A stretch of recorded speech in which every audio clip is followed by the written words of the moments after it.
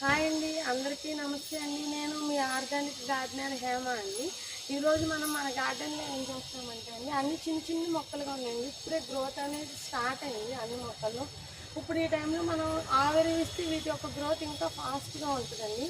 అందుకని ఈరోజు మనం ఏం చేస్తామంటే అన్ని మొక్కలకి కొంచెం కొంచెం ఆవిరి ఇద్దాము. నెక్స్ట్ వాటరింగ్ చేద్దాము ఈరోజు వీడియోలో. నెక్స్ట్ పాలకూర వేసి దగ్గర దగ్గర 20 days అయిపోతుందండి. ఆల్రెడీ ఒకసారి హార్వెస్ట్ చేసేసాము, మళ్ళీ రెండోసారి కూడా ఇవాళ హార్వెస్ట్ చేద్దామండి మనం గార్డెన్లో. ఓకే అండి, ఇప్పుడు మనం ఆవిరి ఇద్దాం అన్ని మొక్కలకి.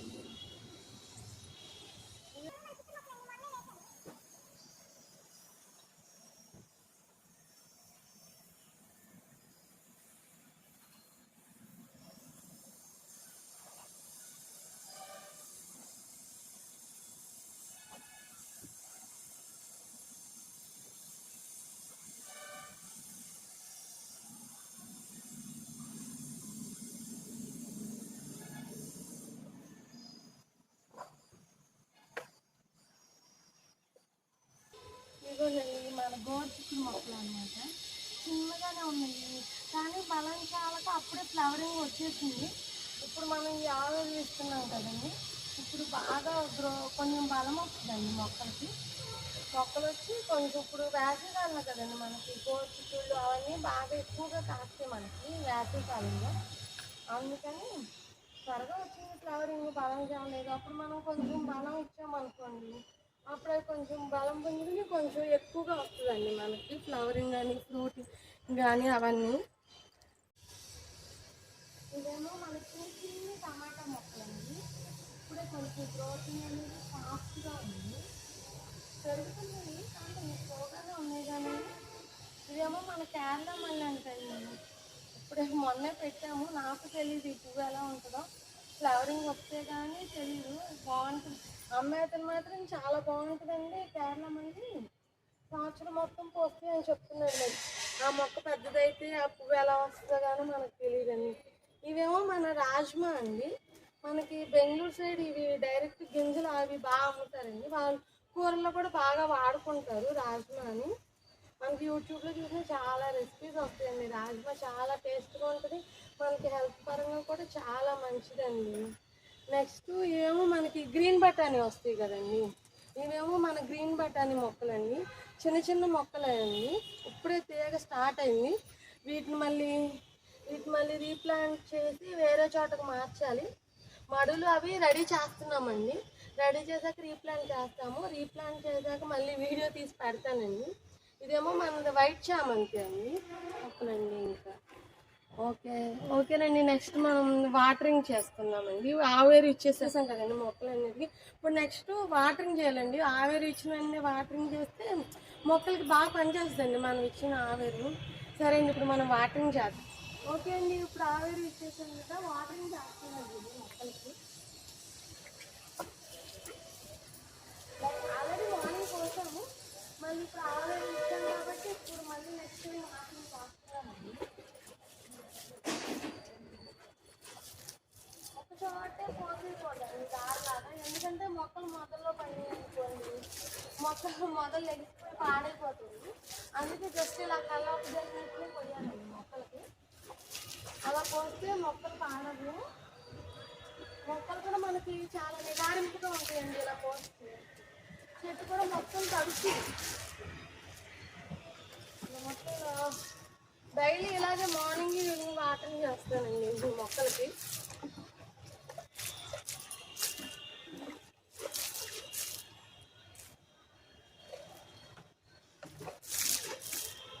అలా అన్ని మొక్కలకి వాటరింగ్ చేసుకోవాలండి. ఇలా మొక్కలన్నిటికి వాటరింగ్ చేసుకుంటూ అయిపోయింది కదండి. నెక్స్ట్ ఇప్పుడు మీకు ఇందాక చెప్పాను కదండి, అన్ని మొక్కలకి వాటరింగ్ చేసేసుకున్నాం కదండి. ఇప్పుడు నెక్స్ట్ ఏం చేద్దంటే, మనకి పాలకూర బాగా పెరిగిందని చెప్పాను కదండి, దానివల్ల హార్వెస్ట్ చేస్తాం. హాయ్ అండి, ఇదిగోండి కనిపిస్తుంది కదా, ఇదే మన పాలకూర అండి. వెళ్ళి హార్వెస్ట్ చేసుకుందాం, త్వరగా హార్వెస్ట్ చేసుకుని వచ్చేద్దాం మనం.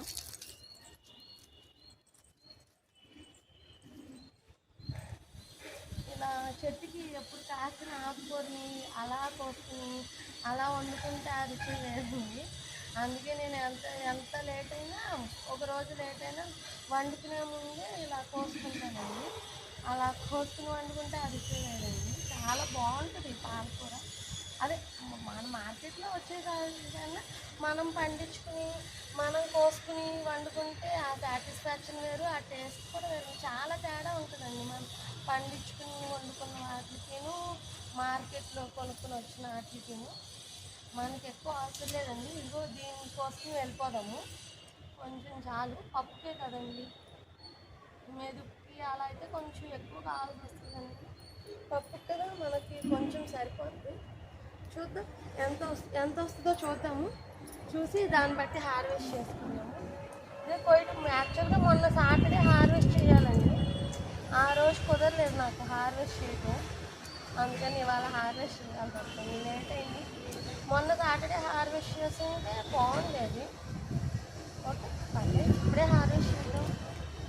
2 డేసే కదా, పర్లేదు అండి. ఆకుకూర చెట్టే ఉంచాం కదండి, ముందుగా కొద్ది మనం ఫ్రిడ్జ్లో పెట్టుకున్నా వేస్ట్ అండి. ఎందుకంటే మనం పండించుకునేది హెల్త్ కోసం కదా. మనం ఇలా కోసుకుని ఫ్రిడ్జ్లో పెట్టుకుని మళ్ళీ దాన్ని 2 డేస్ తర్వాత 3 డేస్ తర్వాత వండుకుంటే మనకు కావాలని పెంచుకున్న దాంట్లో ఫుడ్ వాల్యూస్ అన్నీ పోతాయండి. అయితే ఒకరోజు చెట్టుకి ఉంచుకుని, నా ఉద్దేశం అయితే ఒక రోజైనా 2 రోజులైనా, ఒక రోజు లేట్ అయినా ఆకుకూరైనా కాయగూరైనా చెట్టుకు ఉంచుకుని మనం వండుకునే ముందు కోసుకుంటాం బెస్ట్ అండి, నా ఒపీనియన్ అయితే. నేనైతే అలాగే చేస్తానండి. మీకు కూడా కుదిరితే అలాగే చేయండి మీరు కూడా, అప్పుడే దాంట్లో ఉన్న పోషక వాల్యూలన్నీ మనకు దక్కుతాయి. ఇది ఆల్రెడీ మొన్న ఒకసారి హార్వెస్ట్ చేసేసండి, మొన్న గురువారం అనుకున్నాండి, బుధవారం ఒకసారి అయితే హార్వెస్ట్ చేసామండి. ఇది రెండోసారి హార్వెస్ట్ చేసాము.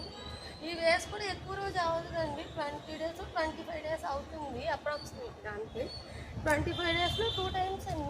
ఫస్ట్ సీడ్స్ రావడానికి మాత్రం కొంచెం టైం తీసుకుందండి.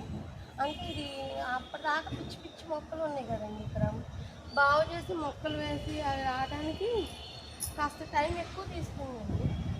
కానీ వచ్చాక మాత్రం బాగా పెరుగుతుందండి, బాగుంది. టేస్ట్ కూడా చాలా బాగుంటుందండి.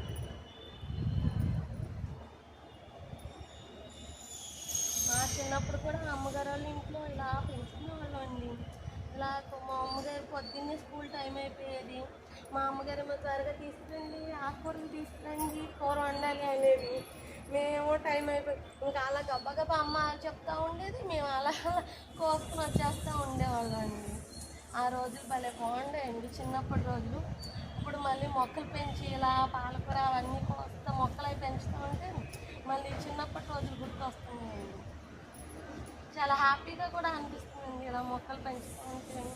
కాస్త లైఫ్లో మనకు కూడా ఓకే, మనకు కూడా ప్రశాంతంగా గడపడానికి ఒక 1 hour ఈ మొక్కల దగ్గర కేటాయిస్తాను.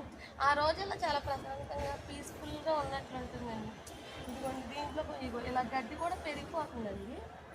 తీస్తున్నామండి, ఎంత తీసినా కంట్రోల్ అవ్వట్లేదు.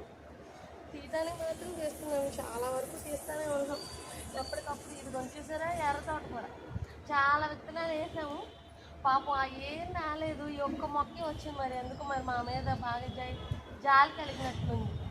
అందుకే చాలా విత్తనాలు వేస్తే ఒక్క మొక్క వచ్చిందండి మాకు. ఒక్క మొక్క ఫోన్లే ఒక్కటన్నా వచ్చిందే, చూడటానికి అందంగా ఉందా అని ఇంకా దాన్ని అలా వదిలేసామండి. కొంచెం పెద్దయ్యాక అన్న సీడ్స్ లాంటివి అన్న ఇస్తే అలా యూజ్ చేసుకుంటున్నానండి. ఇదిగోండి మనకు చాలా పాలకూర వచ్చేసింది కదా, ఇది మనకి పప్పుకు సరిపోతుంది. చాలా ఇంకా ఇంకొంచెం చూద్దాంలేండి, పప్పు కూడా కొంచెం పప్పులో పాలకూర ఎక్కువ వేసుకుంటే బాగుంటుంది. అందులోనూ మనం పండించిన పాలకూరతో పప్పు వండుకుంటున్నామండి. అందులో మామూలుగా ఎంత వేసుకుంటే మనం వేసినప్పుడు అంత వేసుకోవాలి, ఇంకొంచెం ఎక్కువ వేసుకుంటేనే బాగుంటుందండి. ఓకే ఇదిగోండి చూడండి ఎంత పాలకూర వచ్చిందో మనకి. అదిగోండి చూసారా ఎంత పాలకూర వచ్చిందో మనకి. ఇదంతా మన ఫామ్లో వచ్చిన పాలకూరేనండి. చూడండి ఎంత గ్రీన్గా ఉందో కలర్ కానీ, అది చాలా బాగుందండి, చాలా బాగుంది చూడండి.